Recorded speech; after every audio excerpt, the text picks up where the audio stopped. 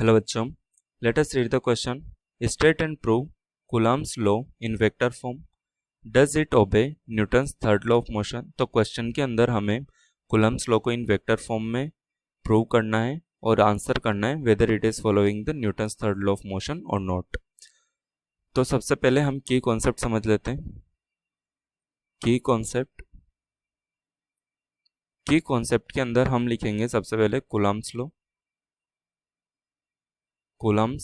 Law.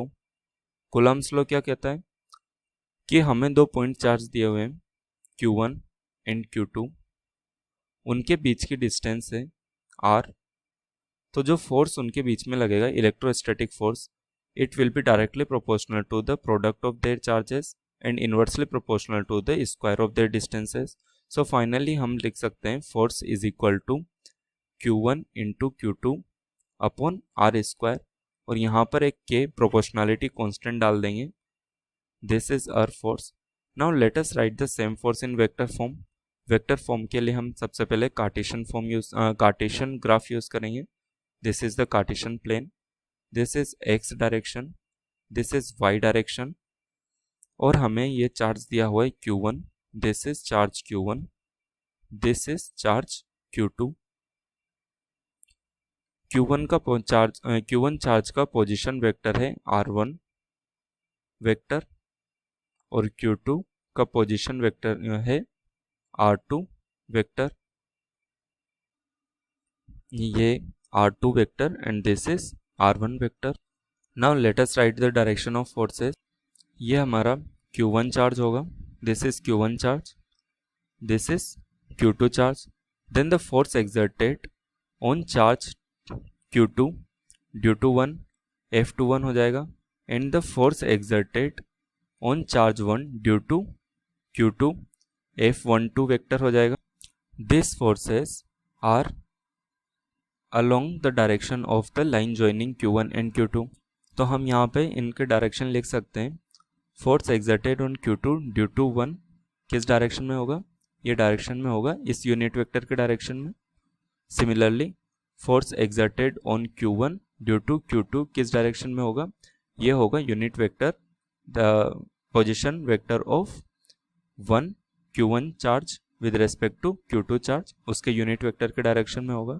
सो finally हम लिख सकते हैं, और ये यूनिट वेक्टर क्या होगा? यूनिट वेक्टर हम लिख सकते हैं position vector of 2 R2 minus R1 upon R2 minus R1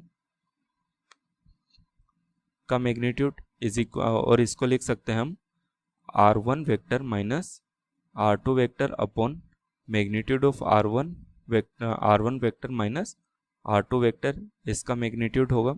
here we can see that R cap 21 is in opposite direction of R12 cap, ये दोनों अपोजिट डायरेक्शन में होगा। Now let us right this forces.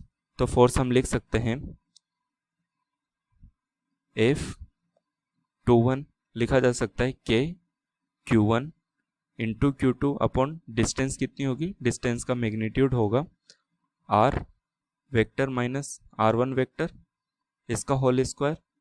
Direction क्या होगा इसका? इसका direction होगा R21 cap vector. इस कैप को हम अगर डायरेक्शन इसमें कन्वर्ट करें तो ये होगा, इसकी वैल्यू पुट करेंगे तो K Q1 Q2 upon R2 vector minus R1 vector whole square into, इसे लिख सकते हैं कैप वेक्टर को R2 minus R1 vector upon R2 vector minus R1 vector, इसका मैग्नीट्यूड। सो फाइनली जो हमारा जो वैल्यू निकल कर आती है, force exerted on Q2 charge by Q1 is equal to K Q1 Q2 upon R2 minus R1 का R2 vector minus R1 vector, इसका होल क्यूब, इसका मैग्नीट्यूड का whole cube into R2 vector minus R1 vector. ये तो हो गया force. Now similarly हम लिख सकते हैं force exerted on Q1 charge by Q2 charge is equal to K Q1 Q2 upon, इसके बीच की डिस्टेंस कितनी होगी?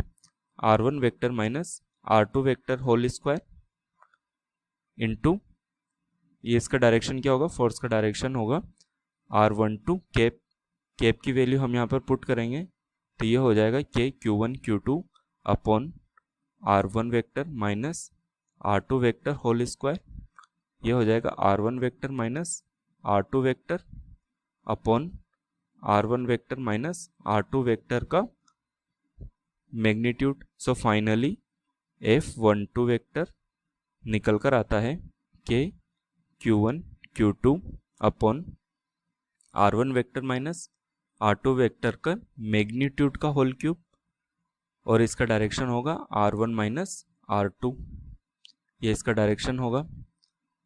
तो यहाँ से हम देख सकते हैं this is our equation number 1 and this is equation number 2।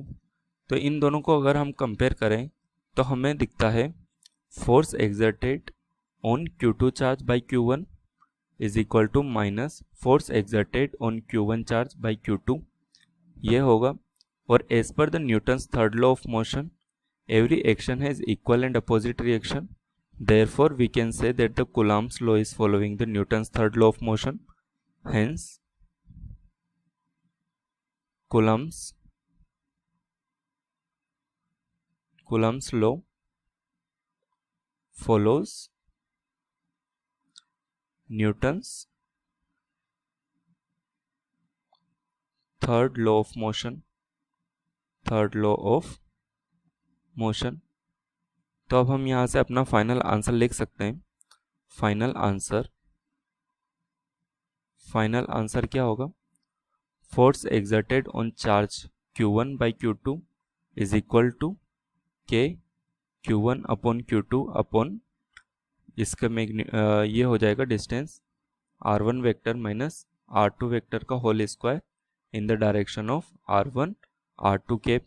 Similarly force exerted on Q2 charge by Q1 is equal to K Q1 Q2 upon R2 vector minus R1 vector इसका whole square and in the direction of R21 vector cap vector.